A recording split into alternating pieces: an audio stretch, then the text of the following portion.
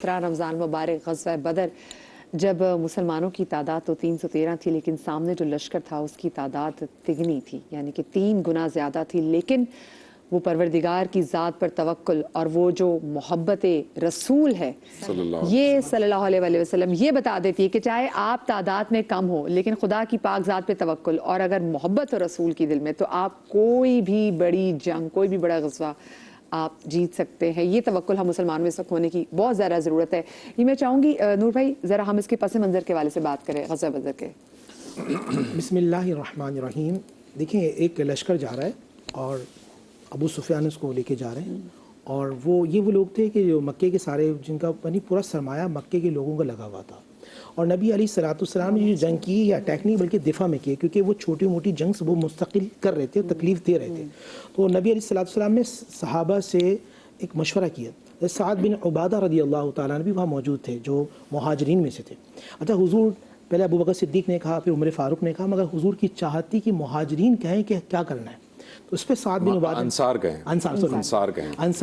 انصار صحابہ نے سعد بن عبادہ ان کے سردار تھے. انہوں نے دیکھا یا رسول اللہ آپ کی چاہت ہماری طرف ہے، آپ چاہتے ہیں ہم کچھ کہیں جی. یا رسول اللہ ہم موسیٰ کی قوم کے نہیں کہ ہم کہیں آپ اور آپ کے خدا لڑ لیں، آپ ہمیں کہیں گے ہم دریا میں قدم کر لیں گے، آپ ہمیں کہیں گے ہم پہاڑ سے نیچے گر جائیں گے، آپ کہیں گے ہم تلوار سے اپنی گردنیں اڑا لیں گے. یا رسول اللہ آپ جو کہیں. پھر حضور صلی اللہ علیہ وسلم کے ساتھ یہ لشکر نکلا ہے. کبھی کبھی میں سوچتا ہوں ابو بکر صدیق، عمر فاروق اور رسول اللہ کے ساتھ سیدنا علی حیدر کرار کرم اللہ وجہ الکریم کو پورا قافلہ، اور سیدنا حمزہ جو اللہ کے شیروں میں سے ایک شیر ہے وہ بھی ہے، اور وہ بدر کے اس علاقے کے اندر انٹری ہوتی ہے اور نبی علیہ الصلوۃ والسلام وہاں دعائیں کر رہے ہیں. اور وہ جبل ملائکہ آج بھی زبیر بھائی آج بھی جہاں چاروں طرف پہاڑ ہیں، مگر جہاں جبرائیل کے قدم لگے، جہاں میکائیل کے قدم لگے، جہاں 5000 فرشتے اترے، اللہ نے اس کا رنگ ہی بدل دیا اور قیامت تک بتا دیا کہ جہاں فرشتے جس چیز کو مس کر دیں اللہ اس کا طریقہ، اس کا انداز بدل دیتا ہے. تو جہاں رسول اللہ کے قدم لگے عریش. اور پھر ایک رات پہلے حضور صلی اللہ علیہ وسلم کے پاس ایک چھڑی، حضور کے ہاتھ میں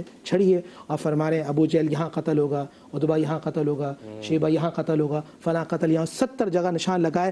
جہاں رسول نے اشارہ کیا تھا اگلے دن صحابہ نے دیکھا اسی جگہ، نہ 1 انچ آگے نہ 1 انچ پیچھے، قاتل وہی مرا پڑا تھا. زمین جانتی تھی جنگ مشرق میں ہو یا مغرب، جہاں مصطفیٰ نے قدم لگایا ہے، اشارہ کیا ہے، قاتل کو گرنا یہیں پر ہے. اور پھر مقتول کو اور پھر آپ یہ دیکھیں اگلے دن جو ہے وہ جنگ ہوتی ہے. کبھی کبھی نقشہ دیکھیں میں بڑا حیران ہوتا ہوں کہ سیدنا حمزہ رضی اللہ تعالیٰ اور جناب حیدر کرار موجود ہیں، اور جب پھانسا پلٹا ہے علی نے تو 70 میں سے 35 کو مارا پھر علی نے. فاتح خیبر کی جو تلوار چلی ہے سبحان اللہ، آسمان سے فرشتوں کا نزول ہے، اور اس میں کئی موضوعات. میں آپ سے پوچھتا ہوں، سامنے جتنے لوگ بیٹھے ہیں ناظرین پوچھتا ہوں کہ اگر سامنے کفار موجود ہیں اور آپ کوئی پتھر پھینکیں تو جو کنکری ہے وہ کہاں تک جائے گی؟ وما رمیت اذ رمی، کہاں تک جائے گی؟ دور، سینکڑوں دور میل دور کافر ہے، لگ جائے گی؟ نہیں لگے گی نا. نبی اسلام نے ایسی کنکریوں کو اٹھایا اور کنکری اٹھانے کے بعد ایسے پھینکا ہے سبحان اللہ. وہ دست مصطفیٰ، وہ دست مصطفیٰ کی طاقت، وہ کنکری جانتی ہے کہ مجھے آج مصطفیٰ پہ فدا ہونا ہے. حضور نے پھینکا وہ ڈائریکٹ رسول کی کیا کہنے، ہاتھوں کی کنکریاں، اور جا کے دشمنان مصطفیٰ پہ لگی، اور دشمن مصطفیٰ کی وہ جو ایک ان کی کیفیت تھی وہ بدل کے رکھ گئی. اور نبی کے پاس یہ ہوا نعاس، قرآن کے اندر لفظ ہے کہ سیکنڈ کی قنوتگی آئی ہے. اور پھر یہاں نبی کا علم غیب بھی آتا ہے. نبی صاحب نماز پڑھ رہے ہیں، حضور نے انٹیلیجنس کا سب سے پہلا جو طریقہ وہ رسول اللہ نے بتایا. اور نبی صاحب سے پہلے جو جنگیں ہوتی تھیں وہ کفار لڑتے تھے، سب سے پہلا طریقہ تھا جس کو دیکھ کر کفار ابو جہل حیران تھا. اسٹریٹجیز ہوتی جی. اچھا نبی صاحب نے انٹیلیجنس کس طرح لگائی؟ 2 صحابہ کی جو ہے نا وہ ڈیوٹی لگائی کہ تم گشت کرو گے، اور ان صحابہ کا انتخاب کیا نہ جن کو مکہ والے جانتے ہیں جن کو مدینے والے جانتے ہیں. زبیر بھائی 9 نوجوان وہ گئے اور ایک لڑکے کو پکڑ کے لے کے آئے. ابھی بس مختصر بات ختم کر رہا ہوں، اور اس کو سختی کر رہے ہیں کہ بتا کتنے لوگ ہیں، بتا کتنے لوگ ہیں. وہ جھوٹ بولتا ہے، صحابہ چھوڑ دیتے ہیں. حضور نے سلام پھیرا اور سلام پھیرتے ہی کہا جب وہ سچ بولتا ہے تو تم اسے مارتے ہو، وہ جھوٹ بولتا ہے تو تم اسے چھوڑ دیتے ہو. ادھر آؤ بیٹے. حضور نے سر پہ ہاتھ رکھا، بتاؤ کتنے لوگ؟ فرمایا اس لیے مجھے نہیں بات. اچھا یہ بتاؤ کتنے جانور ذبح کرتے ہیں؟ فرمایا ایک دن 10 اونٹ ذبح کرتے ہیں، ایک دن 9۔ اب ایسے پلٹے فرمایا 950 سے لے کر 1000 تک دشمن کی تعداد ہوگی، اور لوگوں نے دیکھا کہ جو مصطفیٰ کریم نے کہا تھا اللہ نے تعداد وہی رکھا، اللہ نے بارش برسا دی۔ مدینہ تو العلم ہے، مدینہ تو العلم ہے، کیا کہنے۔ اور آپ نے وہ کنکریوں کی بات کی، تو جہاں اگر ابابیل کی پھینکی ہوئی کنکری میں تھا کہ وہ بھوسا بنا دے، تو یہ تو نبی کے ہاتھ کی پھیلی کنکری تھی، تو اس کی کیا بات تھی۔ ہم وہ جو شجاعت کی بات کریں، جو شجاعت نظر آئی، وہ جو مین آف دا وار جس کو کہتے ہیں، وہ ذرا پلیز اس کے بارے میں۔ بسم اللہ الرحمن الرحیم۔ دیکھیے قرآن مجید نے جنگ بدر کو بہت خوبصورتی کے ساتھ بیان فرمایا، لقد نصرکم اللہ ببدر وانتم اذلہ، کہ بالتحقیق اللہ سبحانہ وتعالیٰ نے میدان بدر میں تمہاری مدد کی، حالانکہ تم دنیاوی اعتبار سے اسلحہ وغیرہ کے اعتبار سے پست تھے، جو ظاہری ایک انحصار ہوتا ہے نا کہ ان کی فوج زیادہ ہے، ان کا اسلحہ زیادہ ہے۔ دیکھیے بدر کا جو سب سے بڑا خاصہ ہے وہ یہ ہے کہ یہ وہ پہلی جنگ ہے کہ جو پیغمبر اکرم نے اسلام کے دفاع میں لڑی ہے، اور کیفیت یہ کہ یہ جنگ مسلط کی جاری نبی اکرم صلی اللہ علیہ وآلہ وسلم پر، اور پیغمبر اکرم وہ نبی ہیں۔ میں آج دیکھتا ہوں کہ جب دنیا کی تحریکیں آگے بڑھتی ہیں تو نعرے لگوا کر عوام کو آگے کر کے لوگ پیچھے ہٹ جاتے ہیں۔ قربان جائے نبی اکرم صلی اللہ علیہ وآلہ وسلم کی قیادت پہ مولا کائنات امیر المومنین فرماتے ہیں کہ وَكُنَّا إِذَا احْمَرَّ الْبَاسُ اتَّقَيْنَا بِرَسُولِ اللہ، فرماتے ہیں جب جب جنگ کے شعلے بھڑکتے تھے ہم نبی اکرم صلی اللہ علیہ وسلم کے پیچھے چھپتے تھے، ہم نبی کے پیچھے ہوتے تھے، نبی آگے ہوتے تھے۔ اور فرمایا لم یکن احد منا اقرب الى العدو منہ، فرمایا حضور سے زیادہ ہمارے قریب اور دشمن سے قریب کوئی نہیں ہوتا تھا۔ حضور دشمن اور ہمارے بیچ بیچ میں رہا کرتے تھے، یعنی آپ ایسا نہیں ہے کہ جنگ کا طبل بجا اور پیغمبر اکرم نے لوگوں کو آگے کر دیا، نہیں، خود پیغمبر پہلے آگے ہوئے میدان بدر میں اور اپنے دستے ید اللہ کو بلند کیا، اور عجیب و غریب جملہ جو ابھی بیان فرما رہے تھے، فرمایا اللہم انجز لی ما وعدتنی، پروردگار جو تو نے مجھ سے وعدہ کیا ہے اس سے پورا کر دے۔ اس کا مطلب کوئی وعدہ ہوا ہے۔ اللہم ان تہلک ہذہ العصابہ لا تعبد فی الارض، اللہ آج اگر یہ لشکر میرا مارا گیا، عجیب جملہ ہے جنگ بدر کے لیے، فرمایا اگر میرا آج یہ لشکر مارا گیا تو تیری عبادت زمین پہ کوئی نہیں کرے گا۔ یہ کیا عجیب جملہ ہے، اسلام کا وہ لشکر کہ جس کی رگوں میں آج جہاں تک اسلام اور مجاہدین پھیلے ہوئے ہیں وہ صدقہ اصحاب بدر کا، صدقہ بدر والوں کا۔ چنانچہ پیغمبر اکرم نے اعلان کیا، عتبہ، شیبہ، ولید وہاں سے نکل کر آئے، ادھر سے نبی اکرم صلی اللہ علیہ وسلم نے دیگر لوگوں کو بھیجا، تو سامنے سے ایک آواز آئی کہ لگے یہ ہمارے سامنے یہ نہ بھیجو، دشمنی بھی یہ جانتا ہے کہ برابر کا بھیجو۔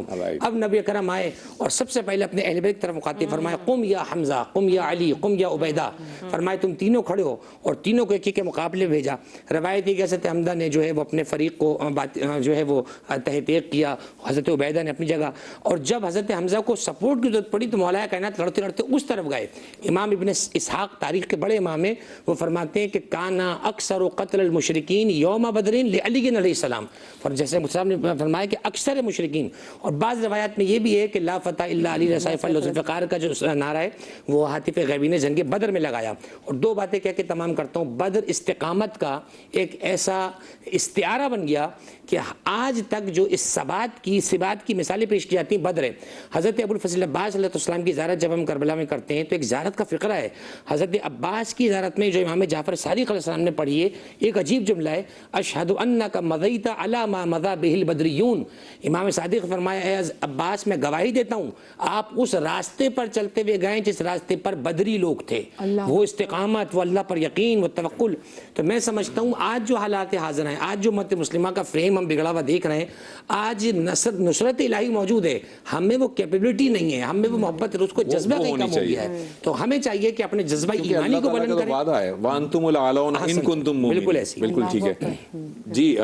اسی حوالے سے بدر کے حوالے سے کچھ اور اگر واقعات آپ بتا سکتے ہیں۔ بسم اللہ الرحمن الرحیم۔ مارکہ بدر جو ہے نا وہ ہمیں تعلیم کیا دے رہا ہے؟ مارکہ بدر ہمیں توکل سکھاتا ہے، اللہ پہ بھروسہ کرنا سکھاتا ہے۔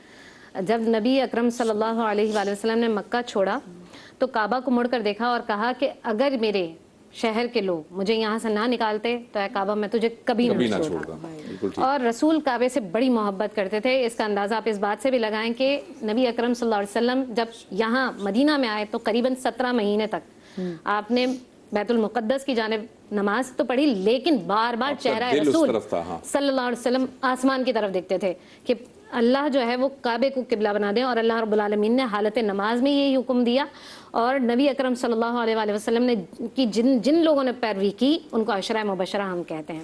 تو توکل کیسا کرنا ہے اللہ پر یہ نبی نے ہمیں سکھایا ہے, سمجھایا ہے.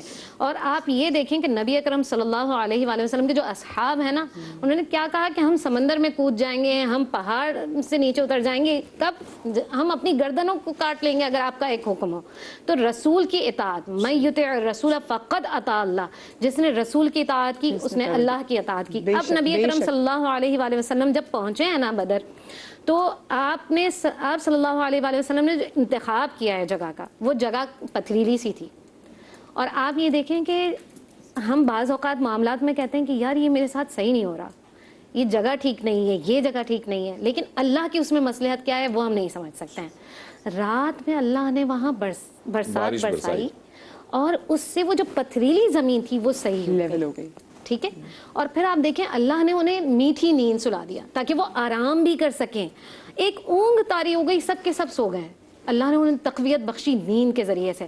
اور صبح سب کو پتا تھا, جناب امیر حمزہ جب تشریف لے کر آئے تو یہ بڑے بڑے نام ہیں, عتبہ, شیبہ, یہ وہ نام تھے. ابو جہل کی اگر ہم بات کریں تو ابو جہل جو بنتا تھا بہت زیادہ سورما جو بنتا, جی ہاں, تو اس کے لیے آپ دیکھیں کہ اللہ نے کیا منتخب کیا ہے. اللہ نے اس کے تکبر کو ایسے توڑا کہ جو دو نوجوان ہیں, جی بالکل نوجوان, کم عمری میں, اتنی زیادہ ایج نہیں تھی, معوذ اور معاذ, ان لوگوں نے کہا کہ چچا ہمیں بتائیں کہاں ہے وہ شخص. اور وہ گئے اور انہیں وار کر کے ابو جہل کو, جس سے لوگ بڑے بڑے لوگ ڈرتے تھے, اسے قتل کیا. تو نبی جو ہے نا وہ ہیں کہ جو انگلی کا اشارہ کرتے ہیں کہ کہاں کون مرے گا, کہاں مرے گا. ابو جہل, عتبہ و شیبہ, کہ جنگ بدر کا نقشہ حضور جانتے ہیں. حضور نے, اچھا یہاں پر میں آپ کو بتاؤں کہ ساری چیزیں جو پلان تھا کہ بدر, وہ جو مقام جس جگہ پر آپ ٹھہرے وہ مقام وہ تھا جہاں پر کنواں تھا, تو سب سے پہلے پانی حاصل کیا گیا. پھر عرب کا یہ رواج تھا کہ جب وہ بھیجتے تھے تو وہ ایک دم حملہ کرتے تھے, لیکن نبی صلی اللہ علیہ وسلم نے کہا کہ ہم ایک دم حملہ نہیں کریں گے. نبی نے بتایا کہ ہم نے لڑنا کیسے ہے. نبی نے کہا کہ ایک دم سے تیر نہیں برسانے, جب دشمن بالکل قریب آ جائے. نبی آخری وقت تک یہی چاہتے تھے کہ جنگ نہ ہو, کیونکہ نبی جو ہے نا, وما رسلناک الا رحمۃ للعالمین. مسلمان جنگ اس وقت کرتا ہے جب وہ اپنی عورتوں کی, اپنی عزت نفس کی, اپنے بچوں کی, اپنی جگہ کی حفاظت چاہتا ہے اور دین کی سربلندی چاہتا ہے. یہی وجہ تھی کہ جنگ بدر جیسا مارکا ہوا. اور مکے میں یہاں سے جتنی لاشیں گئی ہیں نا کفار کی, تو ہر گھر میں ایک کافر جو ہے وہ ایک کافر کی موت.